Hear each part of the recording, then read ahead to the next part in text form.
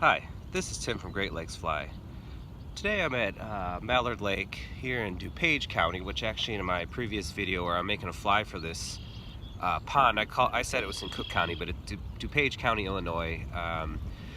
Lake Michigan right now is, 3 foot, 4 foot waves, so I'm staying inland today because that's a little big for my boat. I like to be safe, and I only go out when the water is pretty flat. So I'm here at Mallard Lake trying to chase some bass, some perch, whatever else will bite. Like I said, there's muskie here, some pretty big ones, but they just recently stocked muskie. So with my little 6-foot Cabela's fly rod, these muskie are about 12 inches long. So I had one follow yesterday, and that's a really tiny muskie, but on a 6-foot rod, an ultralight fly rod basically. That'd be a good fight. So let's see what happens. I'm gonna take a few shots. You're gonna see me casting kind of funny, but that's because there's a lot of stuff behind me, so I gotta cast up high to get the line to shoot up behind me to throw it back down. There's also a pretty good crosswind today, so it's gonna be a challenge with this light rod. I'm using close to 10-foot leader.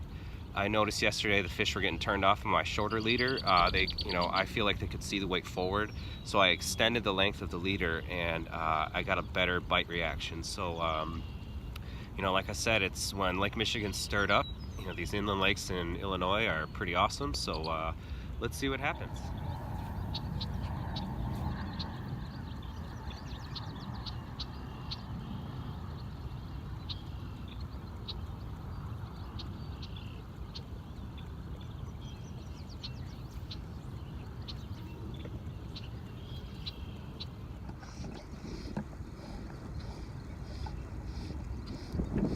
There we go. Little guy, very little guy. But hey, 6-foot rod, I'll take it. All right, because the wind's so bad, I'm having to move down to the left of where I want to cast, because the wind's coming left to right. When you're casting a 6-foot fly rod, this is a slow action. It's real whippy.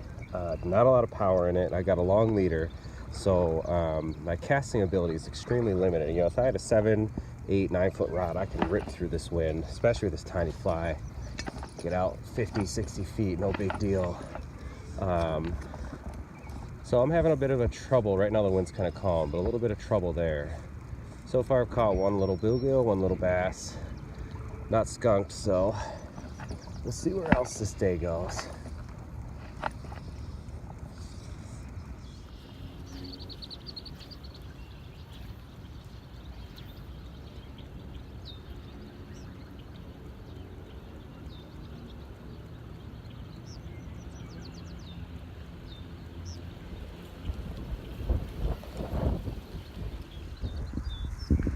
Well, if they get a lot bigger than that, but that's why I use a 6-foot rod, because it makes little bass like this fun.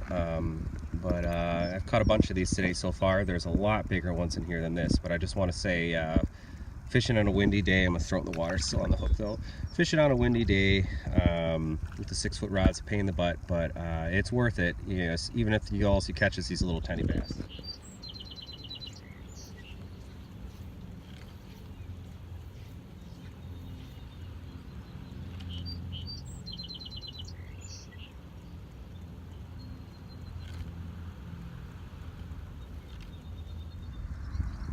Alright, finally gotten a nicer one.